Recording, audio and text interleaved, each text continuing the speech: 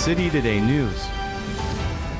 बांग्लादेश में हिंदुओं पर हो रहे अत्याचारों के खिलाफ आज बंगाली हिंदू जागरण संगठन की ओर से आसनसोल रेलवे स्टेशन से कोर्ट मोड़ तक एक विशाल विरोध रैली निकाली गई। रैली का नेतृत्व संगठन के नेताओं ने किया, जिन्होंने बांग्लादेश में हिंदू समुदाय पर हो रहे अत्याचारों की कड़ी निंदा की। प्रदर्शनकारियों ने एक भी हिंदू कम नहीं का नारा लगाते हुए बैनर और पोस्टर के साथ अपना विरोध प्रकट किया। बांग्लादेश में धार्मिक अत्याचार रोकने की मांग प्रदर्शन में वक्ताओं ने आरोप लगाया कि बांग्लादेश में मोहम्मद यूनुस और अन्य कट्टरपंथी नेताओं के नेतृत्व में हिंदुओं पर अत्याचार बढ़ रहे हैं। उन्होंने भारत सरकार से अपील की कि बांग्लादेश में हिंदू समुदाय की रक्षा के लिए तुरंत कड़े कदम उठाए जाए।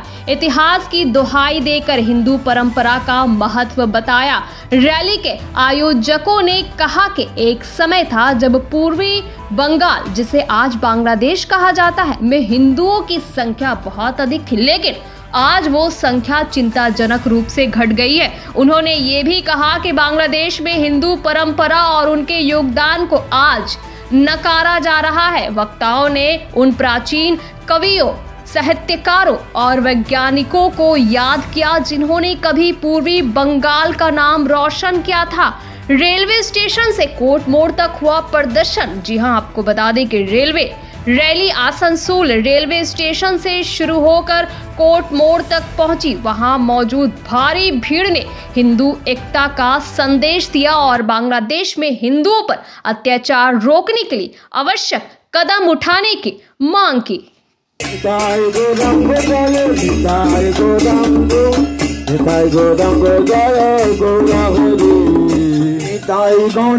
জয় নিতাই গৌরাঙ্গ, নিতাই গৌরাঙ্গ জয় গৌর হরি, গৌর গৌর গৌর হরি, জয় সচিনন্দন গৌর হরি, গৌর গৌর গৌর হরি, জয় সচিনন্দন।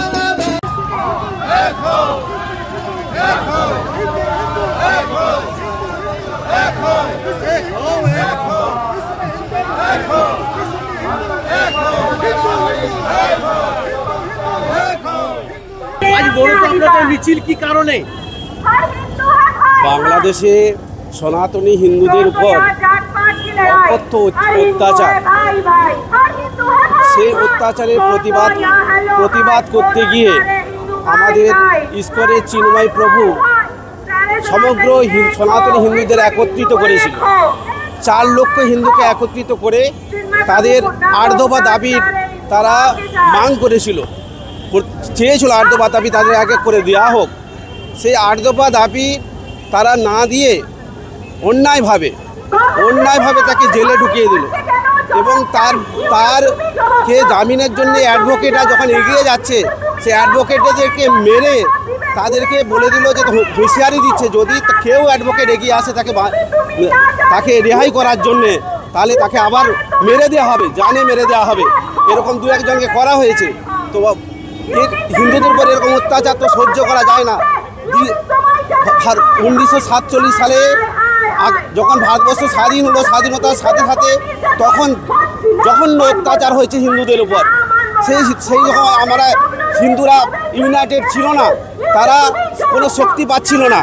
সেই শক্তির জাগরণ করার জন্যে চিন্ময় প্রভু চেয়েছিলেন, সবাই জাগরিত হচ্ছিল, কিন্তু তাদেরকে সেই ওই মুসলমান মৌলবাদীরা তাদেরকে গলা টিপে তাদের মুখ বন্ধ করে দিয়েছে।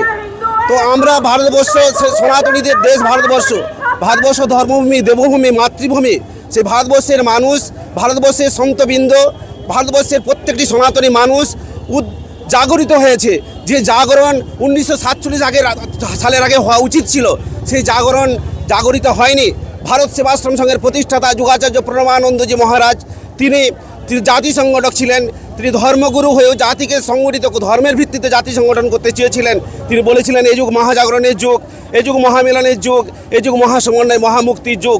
তিনি বলেছিলেন ভারত আবার জাগবে, ভারত আবার উঠবে, ভারত আবার জগৎগুরুর বরণ আসন উপবেশন করবে।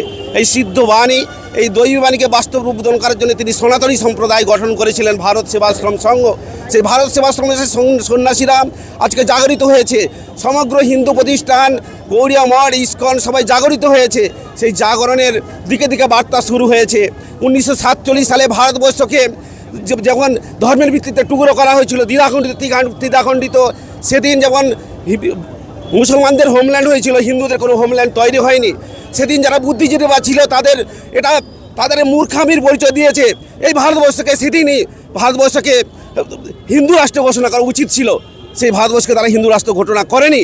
তো আজকে সমগ্র ভারতবর্ষের হিন্দু, পাঞ্জাব থেকে শুরু করে সময় একদম কন্যাকুমারী পর্যন্ত একদম সমগ্র হিন্দু জাগরিত হয়েছে, সমগ্র সন্তবৃন্দ জাগরিত হয়েছে। আজকে সেই দিন এসেছে, আজকে সেই পালা বদলের দিন এসেছে। ভারতবর্ষ আবার জগৎগুরুর বরণ আসন উপবেশন করবে, ভারতবর্ষ আবার জগৎ সভা শ্রেষ্ঠ আসলে, ভারতবর্ষ আবার হিন্দুত্বের আসনে উপবিষ্ট করে হিন্দু রাষ্ট্র গঠিত হবে। সেই ভারতবর্ষ সেই দিকে দিকে তার জাগরণ সৃষ্টি হয়েছে। আমরা চাই সেই চিন্ময় প্রভুর একদম নিঃশর্ত মুক্তি চাই। তাকে কোনো প্রকার জেলে রাখা চলবে না, তার তো কোনো দোষ নেই। তাকে নিজেদের ভয় পেয়ে, তার যে হিন্দুরা সংগঠিত সংঘবদ্ধ হচ্ছে তাদেরকে ভয় পেয়ে তাকে জেলে ঢুকিয়ে দিল।